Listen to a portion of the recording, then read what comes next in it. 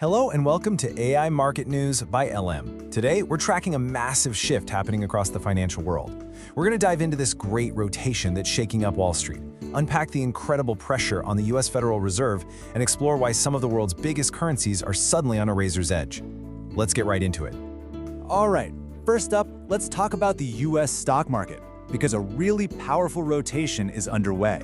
The winds of investment are shifting, and a strategy that's basically been a sure bet for years is suddenly being thrown into question.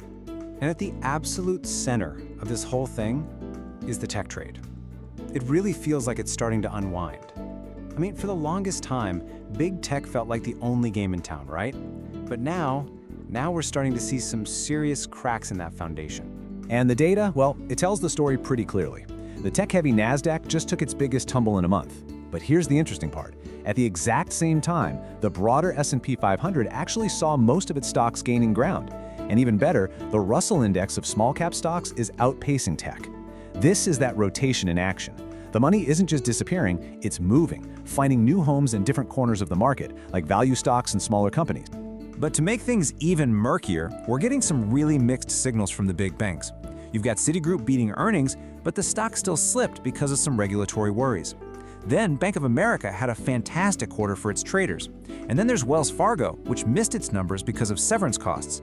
It just goes to show you, even in the sectors that should be benefiting from this rotation, it's not a simple story. It is a very, very selective market right now. So this begs the big question, right? What is the engine behind all of this movement, all of this uncertainty? Well, it seems like all roads are leading to one particular institution. And that would be the US Federal Reserve. The central bank is facing just immense pressure from all sides, and it's creating this really tense environment that's sending ripples across every single asset class. And this is where things get really fascinating, because there's a huge political dimension to this. Minneapolis Fed President Neel Kashkari, who we see here, has been incredibly outspoken, defending the Fed's independence. He's basically suggesting that a recent Department of Justice investigation isn't actually about construction costs, but that it's just a pretext to pressure the central bank into cutting interest rate.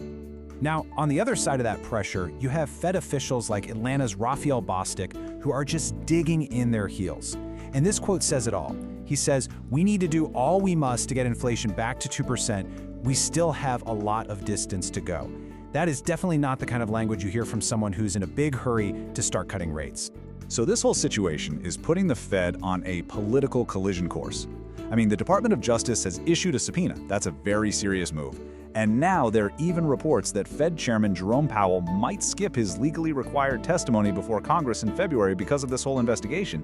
That's a pretty significant escalation. So what we have is a Fed that is completely divided. On one side, you've got the hawks, officials like Bostic, who are worried about inflation and are urging caution on rate cuts. And on the other side, you've got the doves, like Governor Milan, who are pushing for aggressive cuts, even pointing to Trump-era deregulation as a reason the economy can handle it. This internal split is just sending confusing signals and fueling all this uncertainty in the markets. And all this uncertainty at the Fed? It isn't just a US story. Oh no, it is having major consequences all over the globe, especially in the world of foreign exchange, where currencies are now sitting on a knife's edge. Let's just see how this is playing out. Take a look at the Japanese yen. The dollar-yen pair has seen this dramatic pullback from that 160 level. Now, this isn't just normal market movement. This kind of sharp, volatile move gets the attention of finance ministers and central bankers all around the world. So what is behind the yen's wild ride? It's really a combination of things. First, we're getting direct verbal warnings from Japanese finance officials. They're making it very clear they will not tolerate excessive weakness. Second, we have U.S. Treasury Secretary Scott Bessent actually commenting on Asian currency volatility. And third, there's political instability in Japan itself, with the potential for a snap election just adding another layer of risk to the whole situation. Okay, and this is a really crucial point. It is highly, highly unusual for a U.S. Treasury Secretary to comment so directly on another country's currency.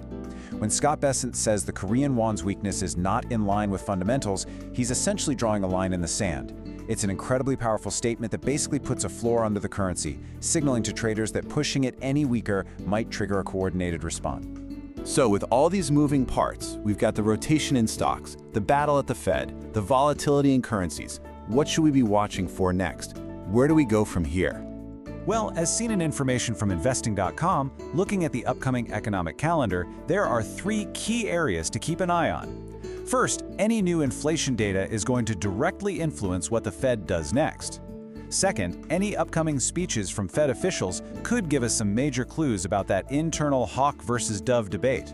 And finally, bank earnings season isn't over yet, and results from other major players are going to give us more insight into the health of the economy. And that really leaves us with the one central question hanging over everything else. As politics and economic policy collide in a way we haven't seen in years, is the Federal Reserve going to be able to navigate this storm and maintain its independence? The answer to that question will likely define the market's direction for the rest of the year. We'll have to wait and see. This video is automatically generated by NotebookLM, an AI-powered tool. The reference sources used in this summary are listed in the video description. As this content is AI-generated, there may be errors in proper names, pronunciation, or unnatural speech. This video does not provide investment or trading advice. Please make investment decisions at your own discretion. Thanks for watching. Don't forget to like and subscribe.